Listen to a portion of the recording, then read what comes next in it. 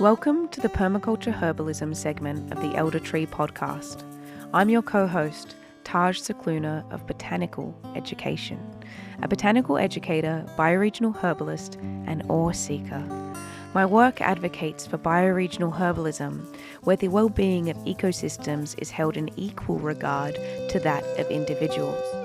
Through this lens, I strive to weave connection between communities, both human and other than human, cultivating a deep and reciprocal practice of herbalism. In this series, I'll be speaking with progressive permaculturalists and regenerative farmers who are reimagining how we grow, relate to, and heal with plants. Together, we'll explore how we can integrate plants into our homes, gardens, and daily lives as allies in connection and resilience. Join us as we delve deep into the art and science of permaculture herbalism, a living, breathing design system rooted in care, creativity, and renewal.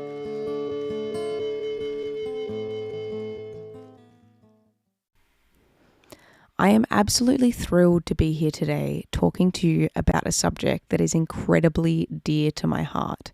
Now, I am a bioregional herbalist, and the reason why I choose that name is because I focus on being able to grow and wildcraft most of what I actually stock in my dispensary.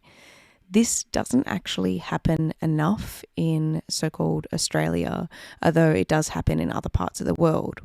And recently, I was very privileged and grateful to have attended the Elder Trees Herb Farm Tour in Lutruwita. This was an incredible experience full of knowledge and generosity, and really reignited the passion that I have not only for herbs and herbalism and medicine, but also the growing side of things. Now, I'm trained as a permaculturalist, and one of the things that I would find very, very strange is that in the permaculture, organic farming kind of world, there's a lot of talk about food security, but there isn't about medicinal security. There's a lot of talk about food resilience, but there's not about medicinal resilience.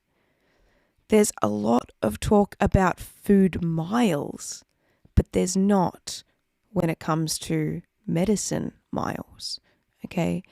And as a herbalist and someone that is deeply passionate and drawn to herbs and medicinal plant, offer the world in terms of healing, but not only offer us, but the world, so the broader ecosystem in terms of healing, I ask myself these questions quite a lot. And so the reason why I'm a bioregional herbalist is because I am dedicated to trying to support sustainable and regenerative systems.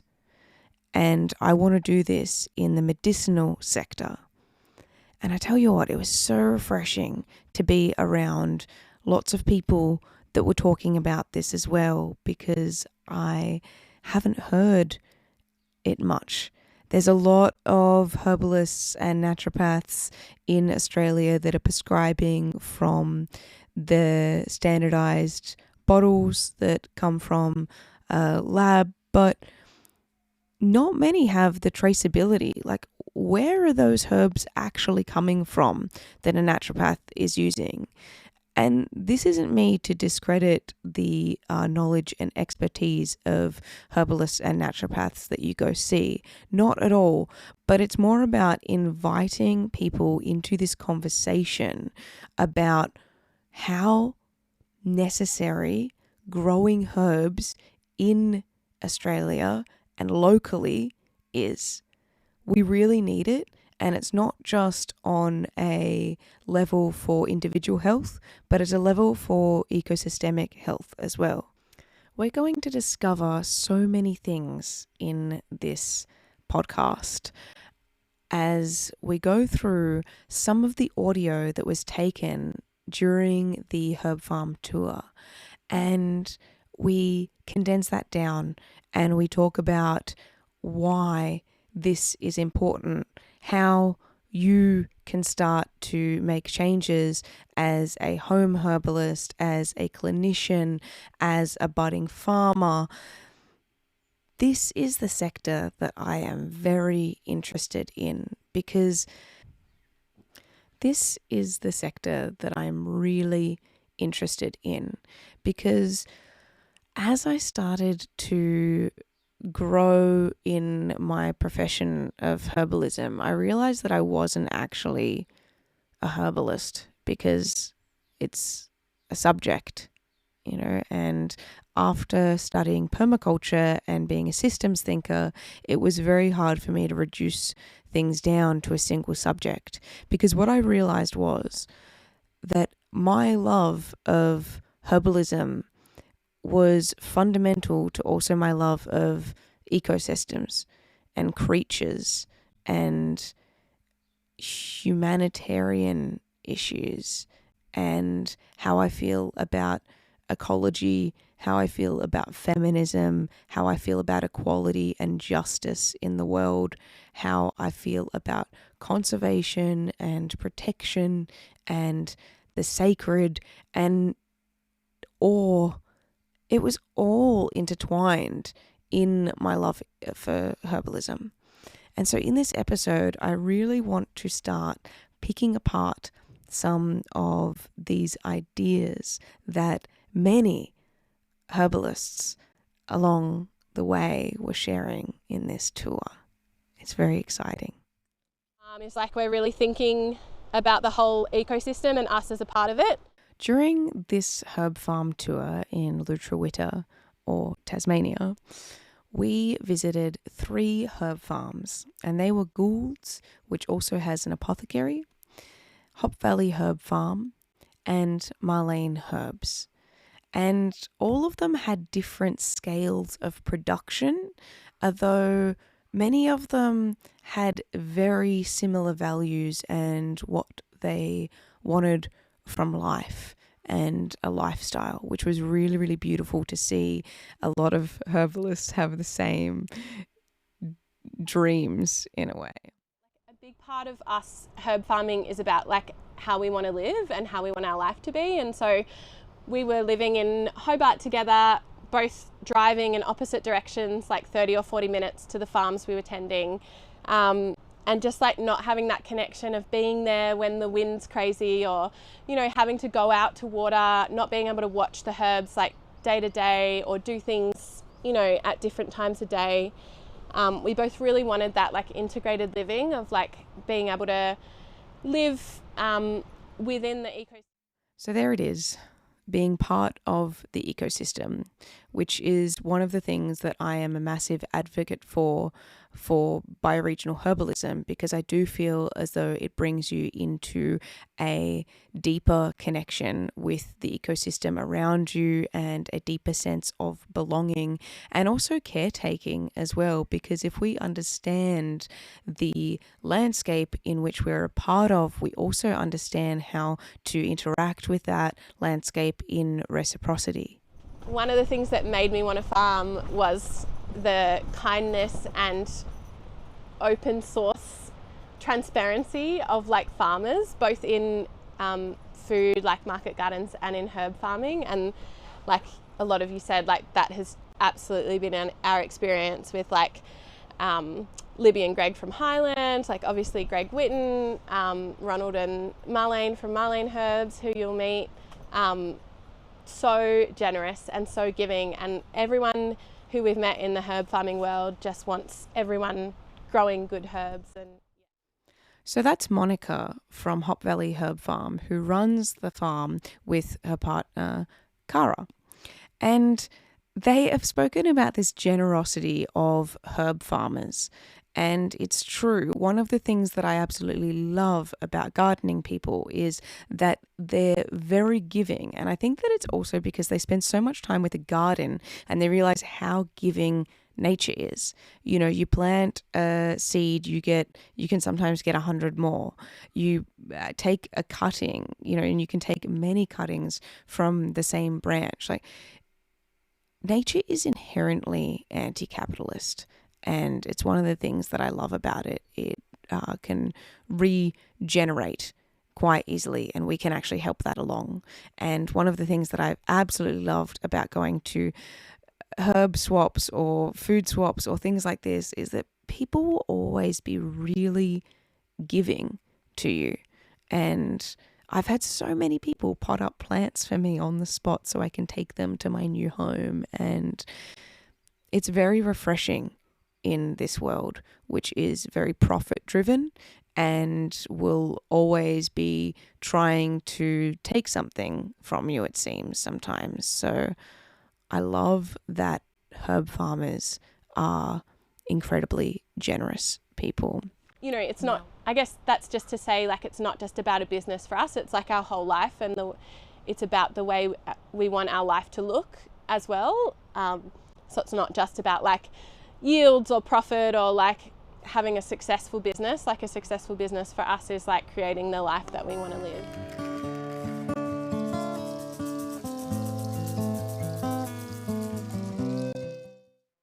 The let's grow some rosemary in your backyard for a cup of tea, which is great. But there is actually a broader world out there, a broader industry out there. And if we are part of that industry as herbalists, then we have a responsibility for what that industry actually creates and ripples out into the world. Okay. And so when we're using herbs that we don't actually know where they're grown, that means that we don't actually know the conditions that they're grown in. So it's a quality control perspective, but it's also, we don't know the quality of care that the farmers are given and the workers that are picking our herbs. And we're dedicated to healing, so we're dedicated to healing, and yet through this industry could actually be supporting conditions that are not aligned with our ethics as herbalists. And so we're giving a quality care to our clients, but what about the quality of care that those farmers are actually receiving overseas? So I think it's about, is it 50 or 60 different herbs that we grow?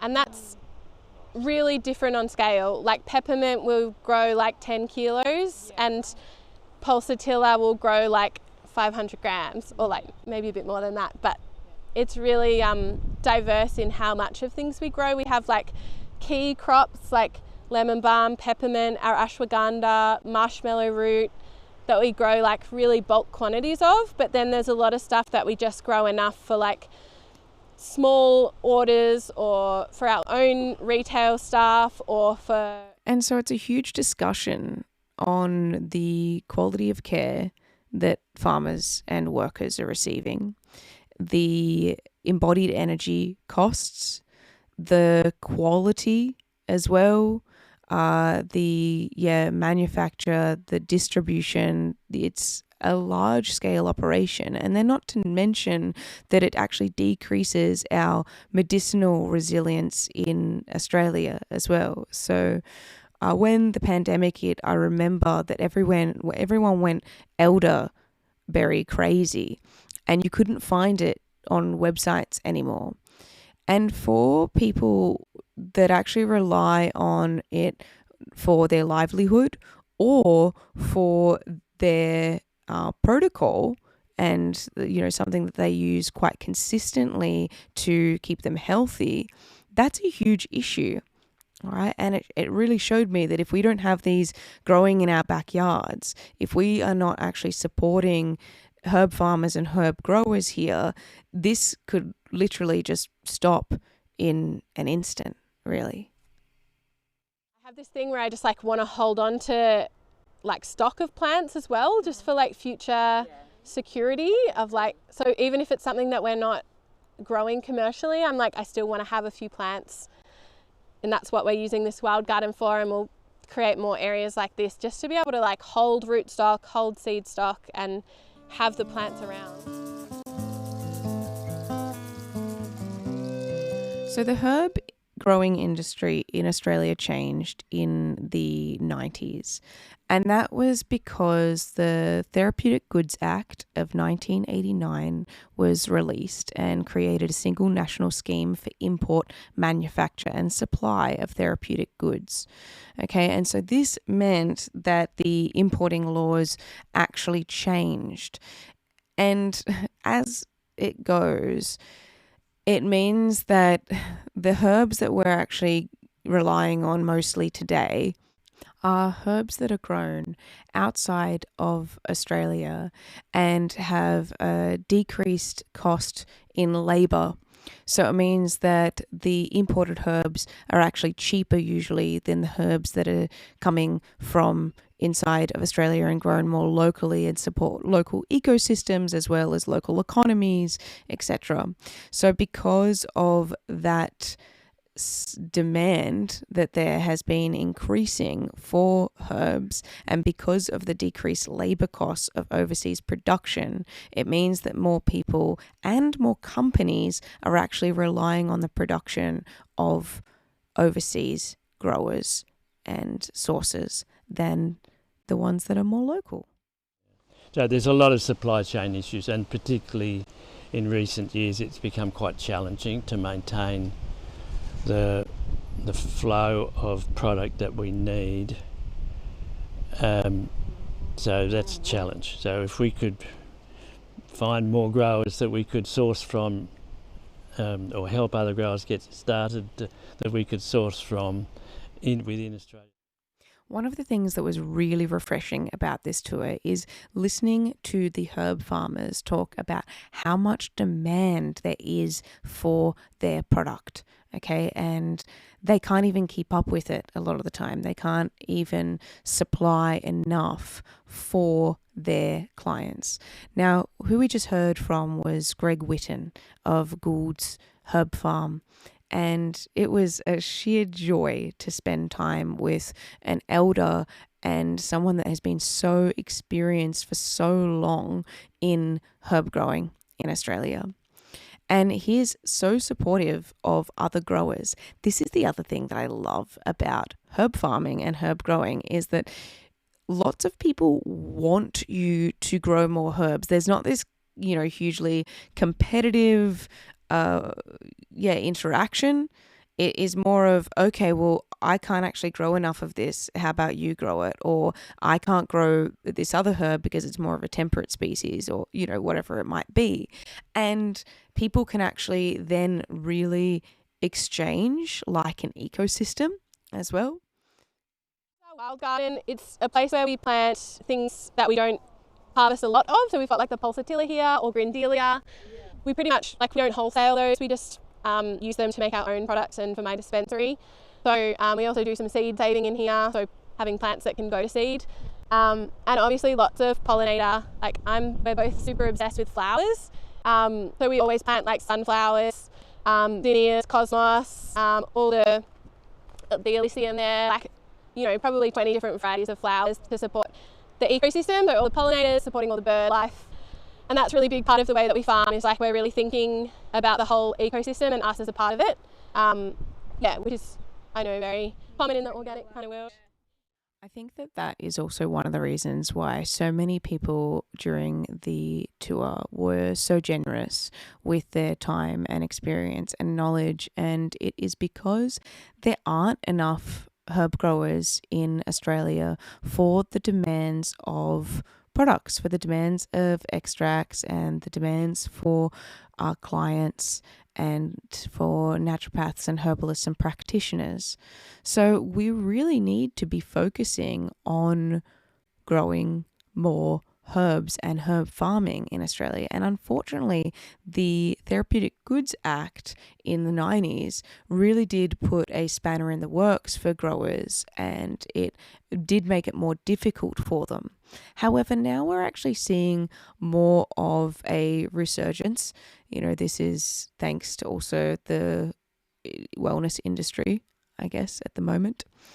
And we're seeing people that are interested in more of a lifestyle to be back with the land and with the seasons and returning to certain ways of living like that. And so it's really quite encouraging for budding herb farmers and herb growers. Now, I'm not also just speaking to people that want to do this large scale for a living, although if that's you, then great, because we actually really need people like you. But it is also for home growers, because everything is decreasing the demand for overseas products. Like anything that we can do is decreasing that demand, which I actually see as a real positive for our herbalism industry here, because I very much believe in grassroots practices and being able to even also assess the quality. Now, this is also a thing. This was really, really cool. One of the things that they were saying at Gould's was, because they can't grow all of their herbs. They grow a lot of them, but they don't grow all of their herbs for their extracts. About 95 of those products would be produced solely by things that we grow on the farm, and the rest are by things that we import. Mostly it's because we can't grow them in this specific area, the ones we import. That was Clara from Gould's Herb Farm and Apothecary. And one of the things that she was saying, which is really interesting, is that the clients will come back after having a product that has had a herb that has been grown elsewhere and not with the same standards of practice that Gould's Herb Farm uses.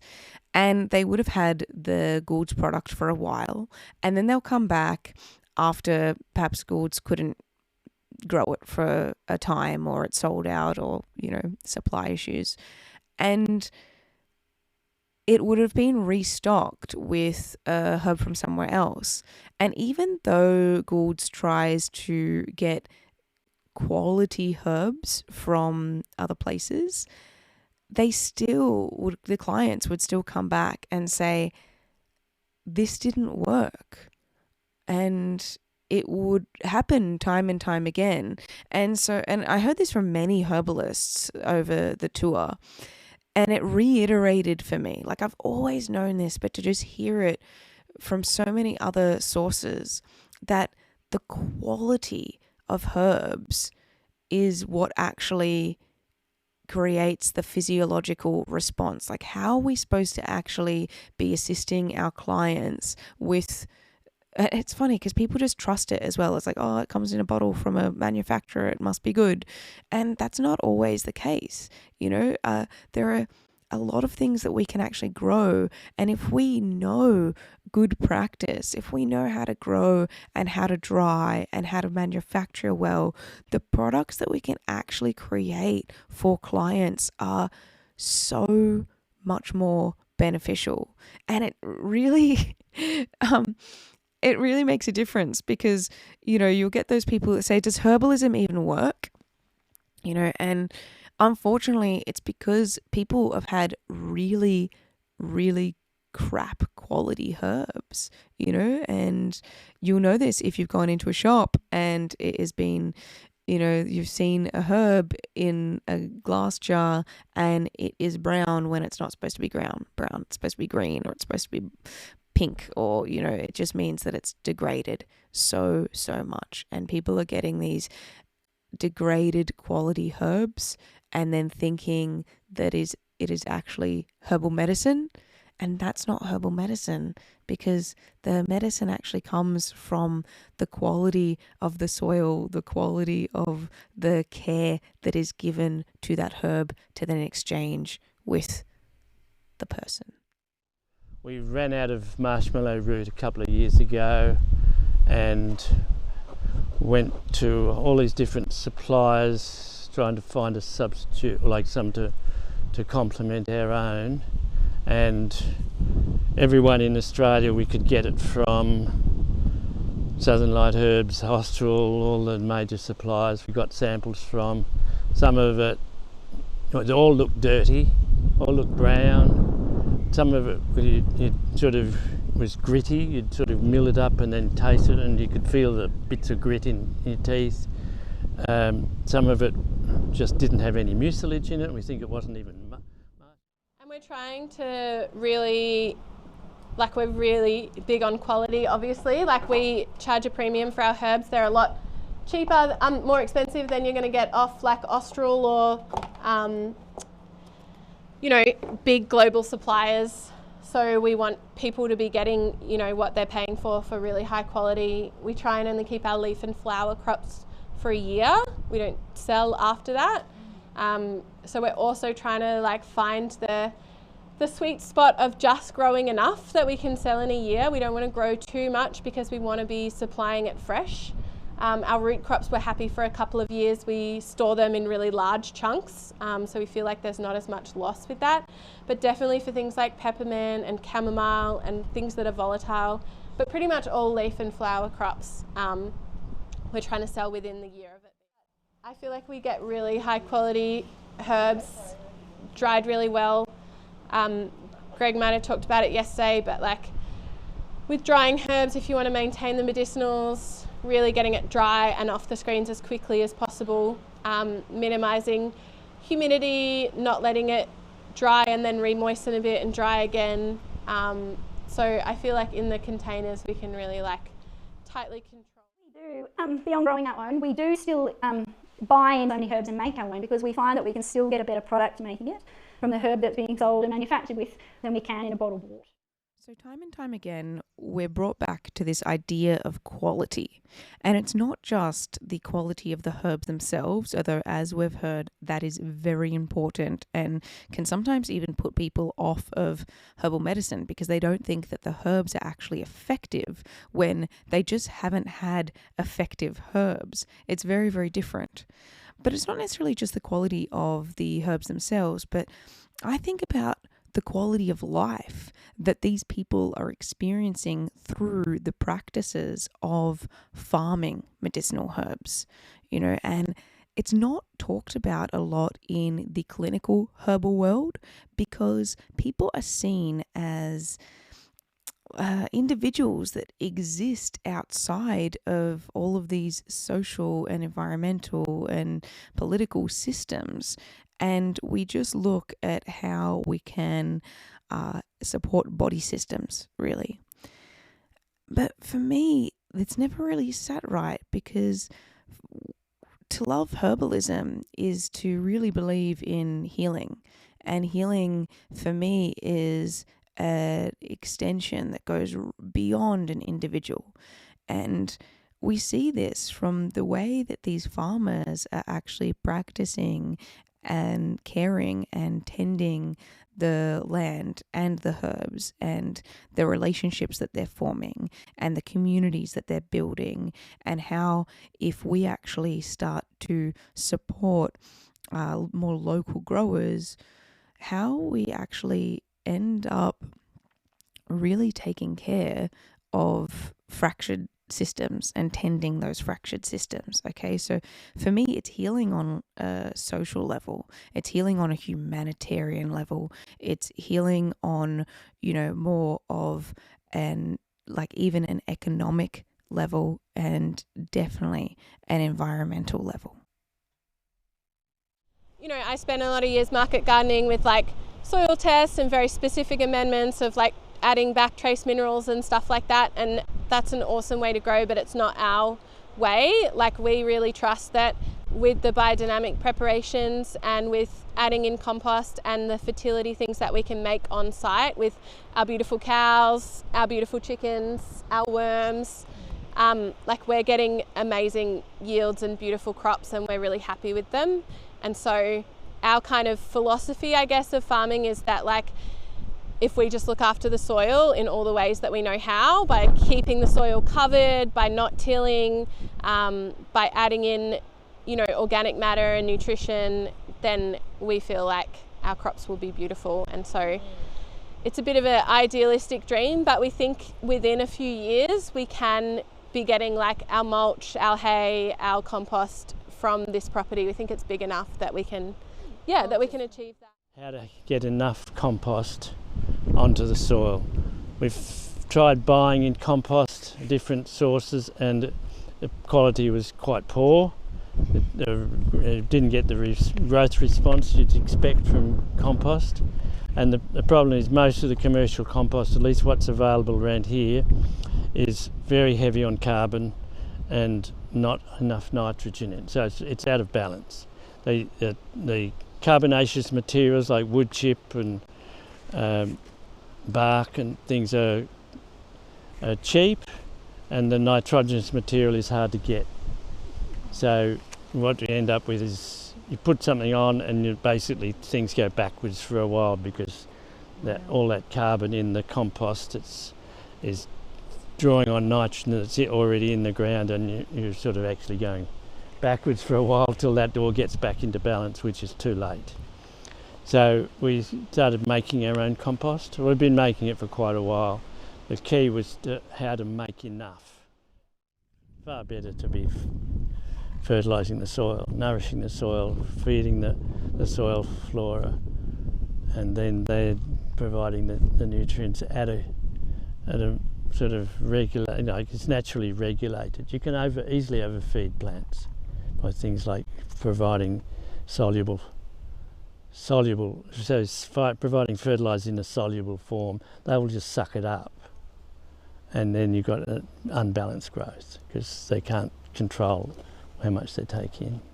Whereas coming in through application of compost, you've got this regulated uptake, balanced uptake. It's a sort of a slower release of nutrients that happens. If you're a grower already, you know the importance of compost. Now, I was lucky enough in 2014 to go and study with Elaine Ingham in her Soil Food Web course in San Diego. And I became quickly obsessed with soil microbes, and I lugged around a microscope throughout the country that I needed to bring home because I was just fascinated by this new and amazing world. Elaine Ingham is quite famous for saying that we know more about the stars in our sky than we know about the soil under our feet. And bless her, she died recently. So just a shout out to all of her amazing work that she did, trying to teach farmers, agriculturalists, and biologists about soil microbiology and how important it is. And she was a really big fan, obviously, of compost and compost teas. And one of the things that really opened my mind was that, of course, the chemistry of the soil is very important, but the biology makes the chemistry available. So it's kind of like nutrient absorption in our guts. The soil and the soil microbes, they act like our microflora in our guts. We can't actually absorb our food and our nutrients from our food without our microbiome working effectively. And it's the same for the plants. They can't actually uptake nutrients if it isn't for a balanced microbiome. And that is the soil microbiology. And the way that you feed that soil microbiology is through compost. Okay, so a lot of you probably compost. If you're not composting, try and find a way to do so. It is a simple yet I think very revolutionary task. It is one of the most amazing things to be able to turn your waste into something fertile and something to help your garden. And throughout the years of doing permaculture designs and permaculture implementation, one of the things that I found the hardest was, after I learned about good compost and how to make it, was sourcing it, and sourcing it in large quantities. So this is one of the reasons why most farmers that you see that really know what they're doing, and like everyone we spoke to during the herb farm tour, they'll all be making their own compost because they know that they can make better quality and in larger quantities as well. I also think that this is where community comes in, and community strategies, or having a farm under a partnership or with a group is really helpful, because it actually, turning compost is a lot of work and it's a great workout. You don't need a gym. You just need to turn a massive compost pile, because usually compost piles that are under a meter cubed won't actually heat as significantly. And so you want to be able to be around people that can help with this, or you need the machinery to be able to do it. So this is one of the things that I've seen time and time again when I've visited farms, of how they manage their compost systems. Are you going to use tools? Are you going to use machinery?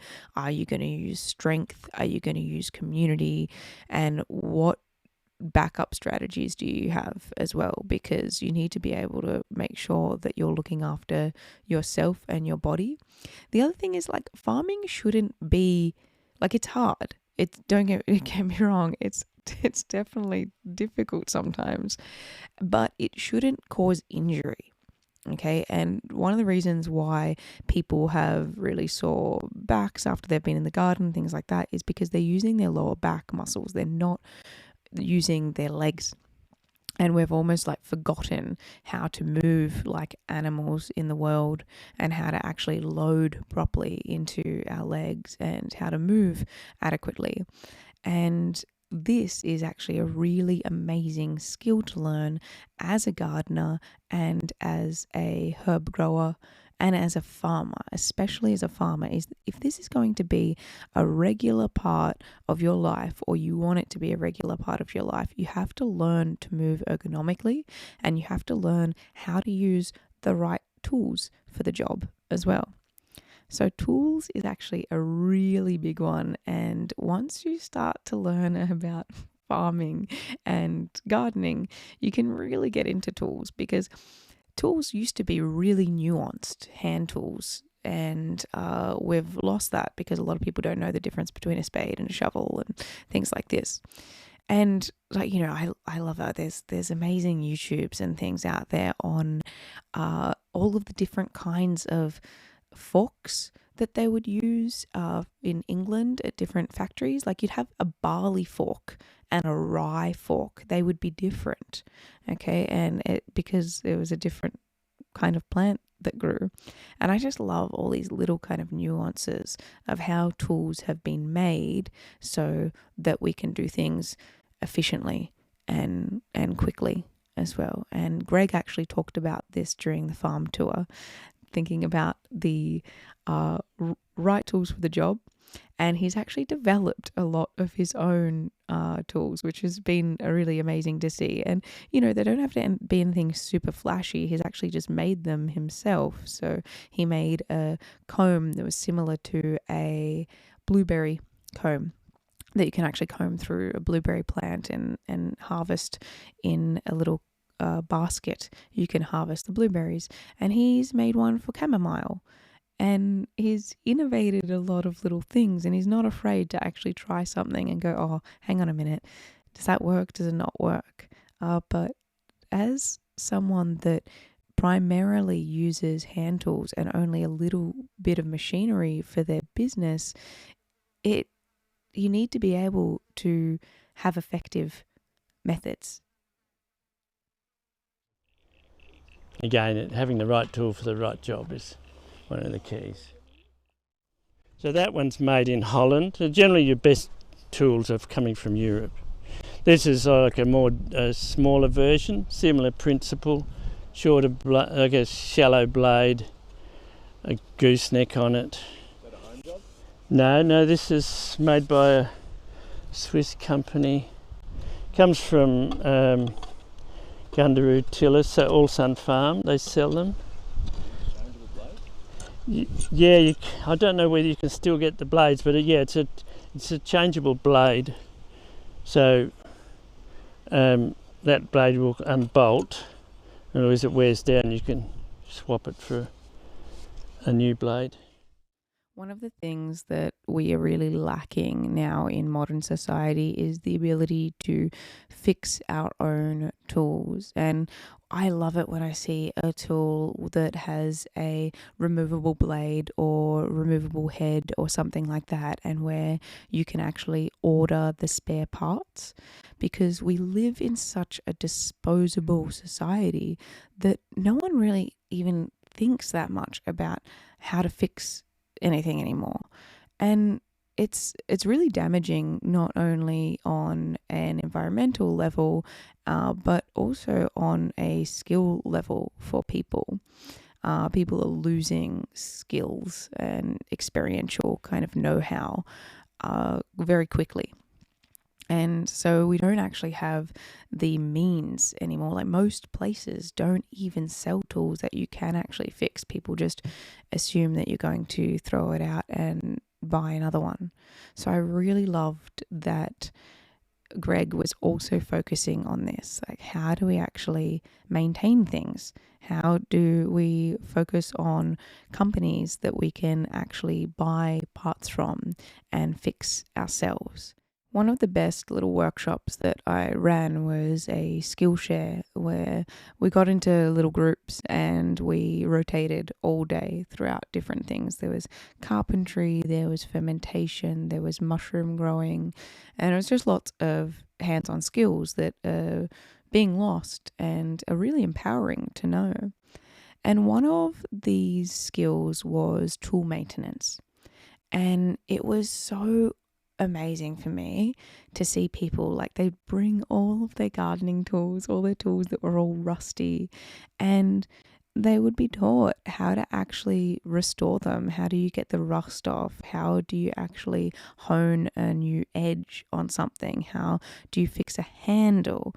And it's deeply empowering, and it also is wonderful because then we can actually have tools that were handed down from people. You know, oh, that's my grandfather's, gardening fork. And right, it doesn't have the same thing if you're going to, the hardware store and it's just a plastic handle. It's just all of this throwaway. All this disposable society that we have, I think, is quite a damaging mindset. And it's one of the reasons why I really love these farmers and their lifestyles and their values and their contribution to what is happening, not only in the herb world, but for me, it's broader. For me, caring for herbs is a way that we can actually care for the extended environment if we're aware of how we're actually tending and how we can actually be of assistance. Yeah, and it's a bit of a no growth idea as well. Like, we don't want to just keep growing to a bigger farm. Like, 1.5 acres is what we think we can manage. We're not really interested in hiring staff or having help. We want to just have us working here and keeping it at a size where we can retain a really high quality. Because for me as a naturopath and prescribing the teas and tinctures to my patients, at the end of the day, for both of us, quality is the most important thing. And we just need to get to a point where we can make a livelihood, and then we're good. We don't want to keep growing beyond that. We both are here because we want this life that is simple, that is close to the land. And so as long as we can keep it to this size, we think it'll be manageable. I have to say, I really enjoyed Monica and Kara's values when it came to redefining how they saw the success of their business. And this wasn't based on the constant economic growth and expansion that this society expects from us. It was more looking at what quality of life they wanted to live. And I'm not saying that, if people want to expand their herbal businesses and their herb farms, then in some ways that's great. We need more herb farms. We need more herb growers if we are going to create more medicinal resilience, especially in this industry in Australia, where we are lacking a lot of small scale ethical growers. We need people to be expanding in ways. However, I just really loved that the scale of production from Monica and Cara as a couple, and just thinking about, oh, what could they achieve and what did they want? And I guess that this just rang true for me personally, because people constantly ask me about expanding my own business. And the way that I've thought about it personally is, I think that it'd stress me out so much that I'd end up yearning for the quality of life that I have now as a small business owner. And that's just me. So I just loved that redefinition of success and showing people that you can do it as, you know, one or two people. Like, yes, it's not that it's not a lot of work. They are extremely passionate, but I really loved them showing people that this is possible, and they've got so much demand for their product as well. Most herbalists that we went to see, most farmers had a huge demand for their herbs. Increase how much herb we have available for like wholesale stuff, which we've been able to do a little bit this past year, but we just haven't had the quantities for the demand. There's been so much demand. So we've had to mostly say no to people, especially the last 6 months. But we're hoping once we have like the new area up and running, that we'll be able to do a lot more wholesale. Absolutely not at all concerned about our ability to sell the herbs, just our ability to grow them. And there you have it. There is a demand for growing medicinal herbs within Australia. And we need farmers, we need growers, we need people that are going to localize this system, and we need to uphold the people that already are and look after them and help to nourish and support their businesses. We also need to be mindful that when growing medicinal herbs, we need to be mindful of the conservation statuses and how certain herbs can be invasive. We basically need to be aware of Indigenous practices, Indigenous knowledge holders, and the Indigenous biodiversity that perhaps may be threatened because of certain naturalized or invasive species as well. Western trained herbalist, and we're mostly growing Western and European herbs which are not native to these lands. So though we're growing some natives, and we'll talk about that as part of the day, just want to acknowledge that there already was an existing and continuing medicine system. One of the ways I see this working is that we can tend to our medicinal farms and we can tend to our medicinal gardens whilst we still try and become part of regeneration practices and look after our bioregions and the endemic plants that are there. Now, permaculture has been marketed largely now as food growing in your backyard, whereas when it quote unquote originated, even though many of the strategies were actually taken from different cultures all over the world, one of the main principles was to participate in regeneration, okay, and have a responsibility as an earth steward to try and restore ecosystems, local ecosystems. So there are a lot of groups that I think that we can actually be part of that helps to ensure wild or more wild landscapes are held intact whilst we are still growing our beautiful gardens and farms. And it's not all, wrong to grow things that are not native or not endemic, because some plants can provide amazing habitat and nectaries, and they are there for a lot of insects to feed on. So we're actually, if you've grown a medicinal garden, you will see it. I haven't been without a medicinal garden for years now, and one of the reasons why I love growing medicinal herbs, because many of them are perennials as well, and I just see the garden flourish. I see all of this different life start to accumulate. And even I look out off my window all the time, and there's these beautiful birds and insects, and you end up feeling like you're part of a growing ecosystem that you get to watch flourish and pulse and come to life every single year. It's beautiful to watch and to be a part of, because it changes over time and you change over time with it. So a garden to me, or a farm, isn't necessarily just about production. It's a living extension of yourself. And that's how I feel. And it's absolutely beautiful to be a part of. I think that the medicine of herbs actually starts with the seeds in the ground. I feel that people that are tending the herbs and the plants and interacting with them within a garden setting, they are getting a medicinal aspect of the plants that people aren't getting when they just have the manufactured product. Okay? I wholeheartedly believe this. In these herbs, we want to get as much as we can. We see herbs as really valuable, and we don't want to go leaving bits behind. A lot of the effort goes into growing, and just resource worldwide. We want to use as little as we can to get the most effect we can. I felt truly at home hearing other herbalists speak about the value that they saw within the herbs as plants themselves, and how much they wanted to respect that as growers and as manufacturers.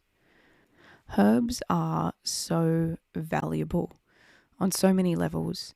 And by supporting local growers or becoming a local herb grower yourself, you're actually contributing to a larger solution, because you're involving yourself in ensuring that there are better humanitarian practices, that there's less embodied energy, that there is more quality herbs being produced, and then the clients and people are actually getting the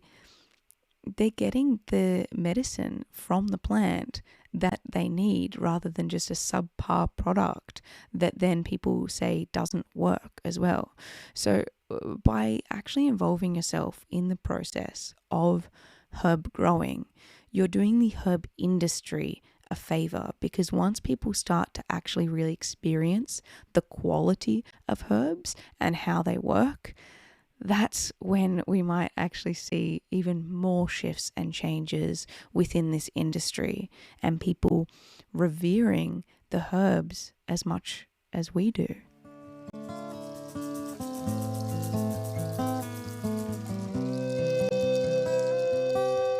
I hope you've enjoyed this episode today. I've thoroughly loved putting this together and reliving my experience of the herb farm tour. Hopefully now you understand a little bit more about what herb farming entails and how important this industry is, and how it isn't just sustainable because it's a natural product. There are actually global processes that are going on that can actually be harmful to the environment and therefore to the extended communities around. So that for me is a huge reason why I am an advocate and supporter of local herb farms and local herb growers. So in the show notes, you'll be able to find links to these herb farms and the people that we've spoken to. And just remember that herbalism extends beyond the brown bottle, and let us support the people that are truly advocating for medicine from the plants for the people.